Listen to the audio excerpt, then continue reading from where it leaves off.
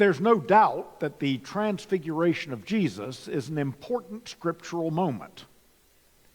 It's always celebrated the last Sunday before the beginning of Lent, and in the 3-year cycle of the Revised Common Lectionary, we get Matthew's version of the event in year A, Mark's version in year B, and Luke's version in year C, so it's kind of an unavoidable event preaching-wise. Yet it's not my favorite text to preach, if I'm honest. Here's a bit of why. As a start, there's the every-yearness of it that I just mentioned. With a sermon, there's always the question, what do I have to say about this text? But because of the yearly recurrence, it becomes, what do I have to say about the Transfiguration for the 10th or the 12th or the 20th time? What new ground can I break? What fresh insight might I offer? It gets harder. Secondly, there's just the strangeness and the unanswered questions surrounding the event. Jesus is praying, and while he's praying, his appearance changes and his clothes become as bright as a flash of lightning. How? Why? Does the light come from without or from within? Is it shining on Jesus or is it shining in him? I start trying to imagine the scene and my imagination just falters. And while we're talking about strangeness, there's the appearance on the scene of Moses and Elijah. Elijah lived about 900 years before Jesus, and Moses about 500 years before that. So how did the disciples even recognize them? Would you recognize Richard the Lionheart and the prophet Muhammad by appearance if they showed up? Or Eleanor of Aquitaine and Charlemagne? Those are similar sorts of time frames, 900 and 1400 years ago. Could you pick them out of a lineup? So are Moses and Elijah wearing name tags or what? The whole scene is just alien and otherworldly, which I guess is the point. And then there's the final challenge to preaching this text. What does it mean to you or to me, this strangest of text? What does it challenge us to know or to recognize? How does it impact how I live my life this week or this Lenten season? So, here we are, Transfiguration Sunday 2025. Where to even begin? And this time around, I guess I'm wondering, why does Luke tell us this story? What purpose does it serve in Luke's larger narrative? What does Luke want us to see or to know or to understand about Jesus and his kingdom and his mission? So I want to back out from the brilliantly shining Jesus and from Moses and Elijah for just a moment and look at where we are from a broader perspective. And the first thing we might observe upon examination is that we're at a turning point in Luke's gospel. Prior to chapter 9, in which the Transfiguration takes place, we get an introduction to Jesus and to his early ministry. And we hear of his rejection in his hometown of Nazareth and the call of his first disciples. We learn of his rising popularity, and we begin in chapters 7 and 8 to see confusion and conflict begin to stir. His disciples don't fully comprehend the nature of his mission. People are divided over whether he's a prophet or the Messiah. And the religious leaders, the scribes and the Pharisees, are increasingly beginning to oppose him. So all of that leads up to chapter 9. Meanwhile, after chapter 9 of Luke, Jesus and his disciples are on a journey to Jerusalem. not just any journey, but the journey that will culminate in his capture, his trial, and his crucifixion. So chapter 9 is the pivot point where Luke begins to clue us in on everything that's about to unfold. And at the very beginning of chapter 9, we see something that I never took particular note of before. Jesus calls his disciples together, and he sends them out on a mission. Go out into the neighboring villages to proclaim the kingdom and to heal the sick. Go without me. You do the labor. You do the teaching. You go out and then return. He empowers them for ministry, and he prepares them for rejection. Wherever they don't receive you, as you leave that town, shake the dust from your feet. They won't welcome you everywhere. Now, what's important here? Jesus is giving power away. He's giving authority away. It is to say, perhaps, I won't always be with you. I called you to pass the torch to you. This is the first moment where we begin a shift from, I called you to do this work with me, toward, I'm prepping you to do this work without me.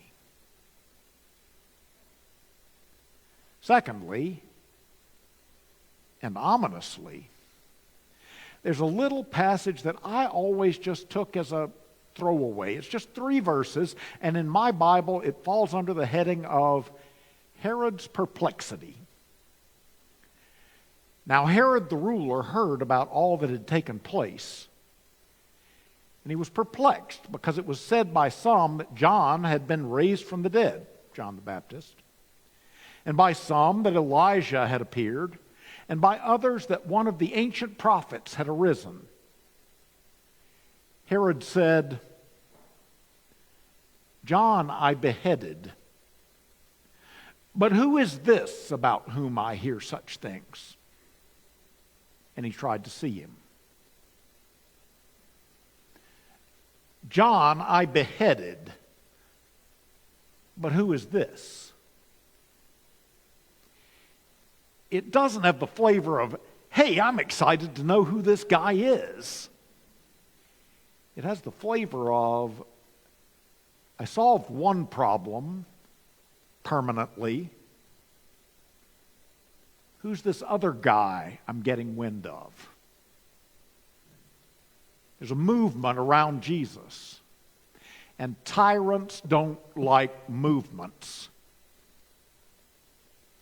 If we were listening to a movie soundtrack of the gospel, this is where the ominous notes begin to creep in. Do you hear them? Jesus is aware of it, even if his disciples are not. In fact, if we jump ahead to verse 21 of chapter 9, Jesus says to his disciples pointedly, this doesn't end well. I mean, what he says precisely is, the Son of Man must undergo great suffering and be rejected by the elders and the chief priests and the scribes. When you poke the bear, and my message, my ministry is poking the bear, Jesus is saying, there will be consequences. What do we expect them to say? We'll give up our power, Jesus. We'll set aside our privilege, Jesus. No. This ends in death. And Jesus also mentions resurrection, but they're not ready for that one yet.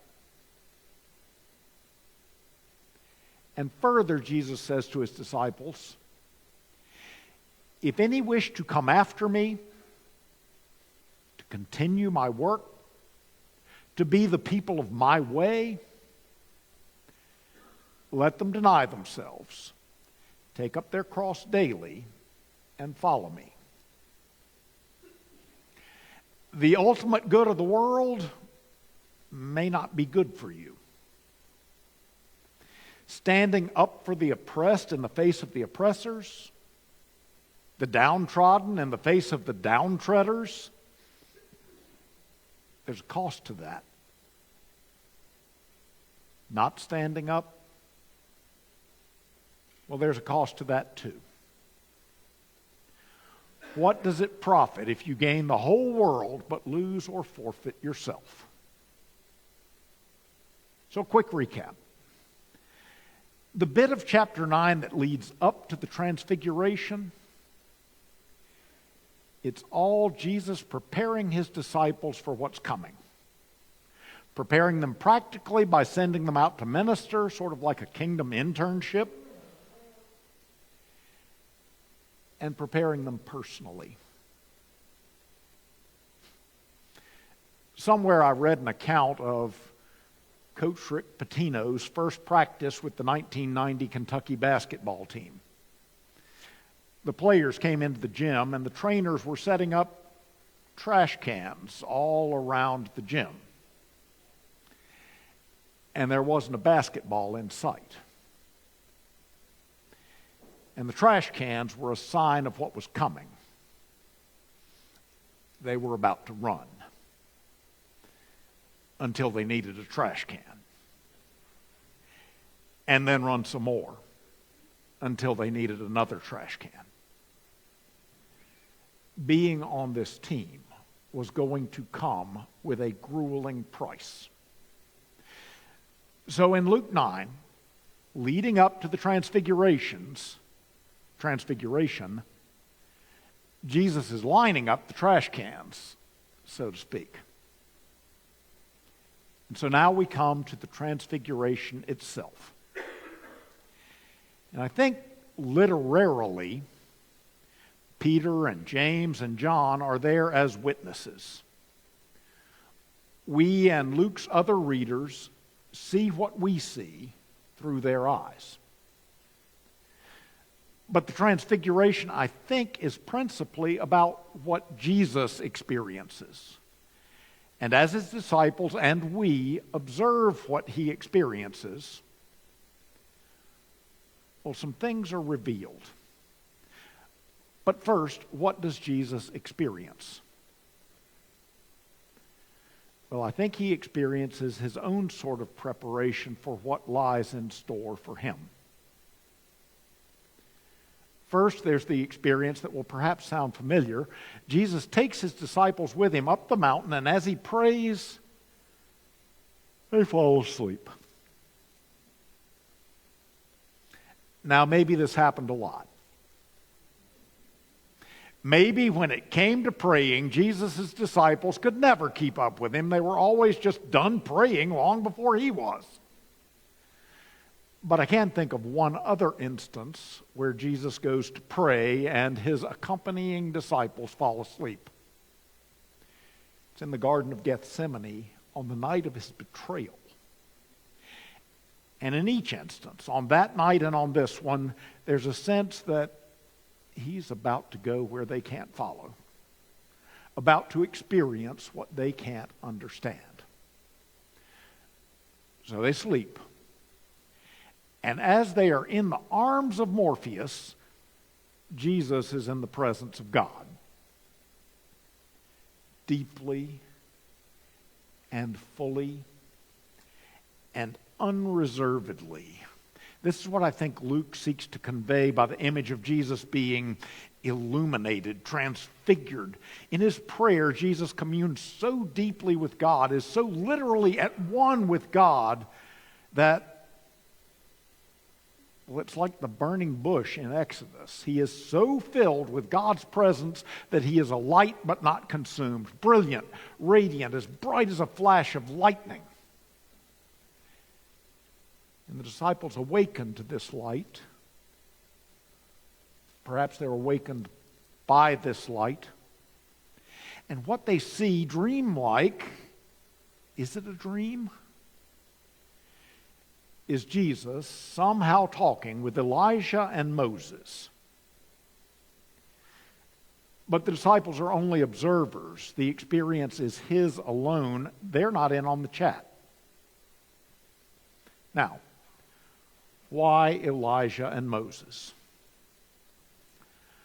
Well, some scholars have said that Moses represents the law and Elijah represents the prophets and that Jesus represents the fulfillment of both, and I can't argue that one. Makes sense to me. But also, well, Moses stood up to Pharaoh, looked a tyrant in the eye, and said, I'm here to liberate God's people. And afterward, he wandered for 40 years in the wilderness, leading them on the way to the promised land, guiding their feet while they ran that race, so to speak. And he did not witness the fulfillment or enter the promised land in his earthly lifetime. Died in sight of it. So maybe Moses had things to talk to Jesus about.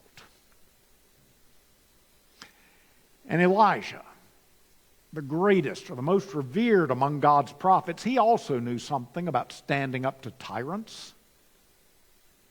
He carried God's prophetic message, and the carrying of it put him face to face with Ahab and Jezebel in opposition to the cult of Baal and all of its priests.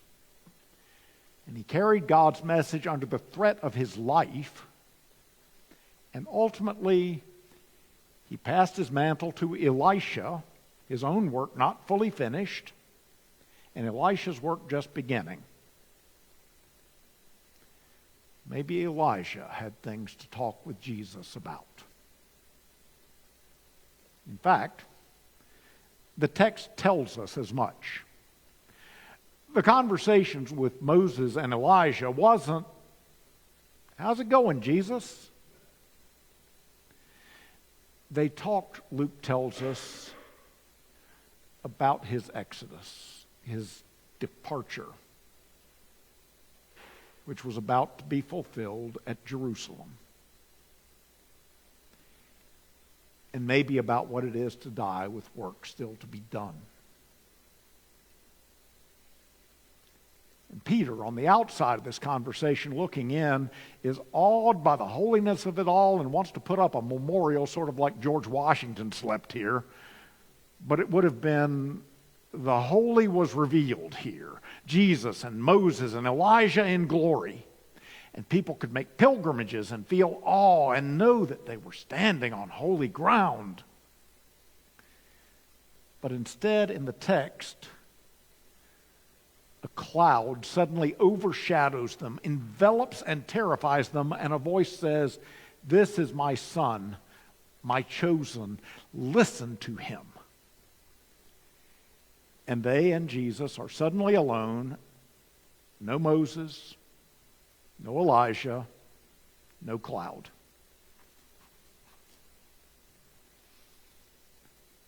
Listen to him. I never actually thought about that. Listen to what he's about to say to you? Or listen to what he's been telling you about cost and about cross-bearing and about where this may lead and about how this may end, at least before a new thing can begin. And after the transfiguration, they come down from the mountaintop. And after healing a boy in the presence of a waiting crowd, Jesus then turns privately to his disciples and he says to them once more, "Let these words sink into your ears. The Son of Man is going to be betrayed into human hands. Listen to him." And soon after that, Luke says, when the days drew near for him to be taken up,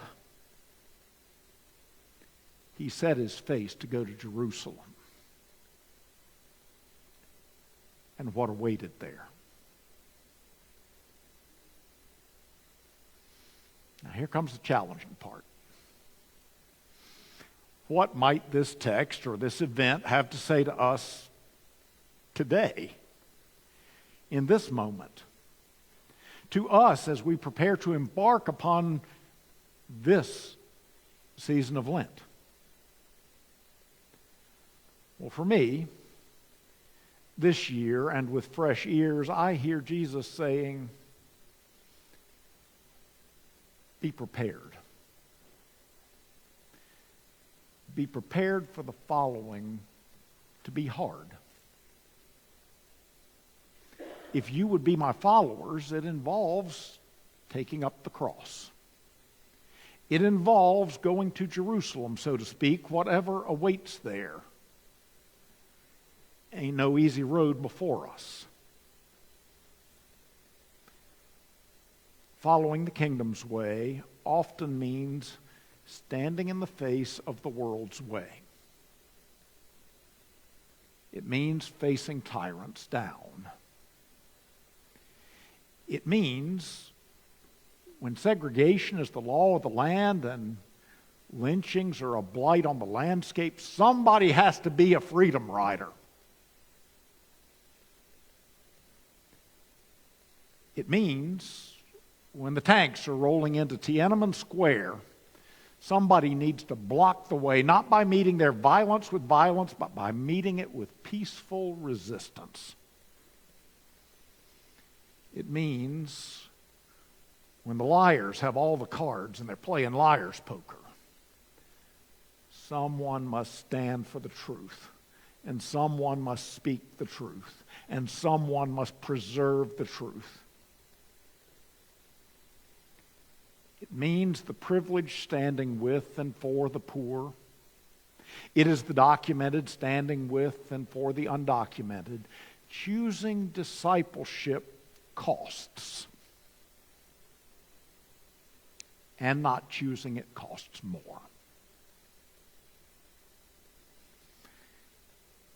To follow Jesus is to follow the suffering servant.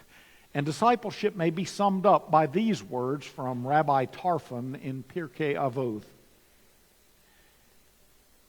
Do not be daunted by the enormity of the world's grief. Do justly now.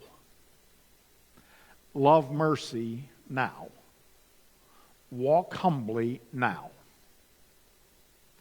You are not obligated to complete the work, but neither are you free to abandon it.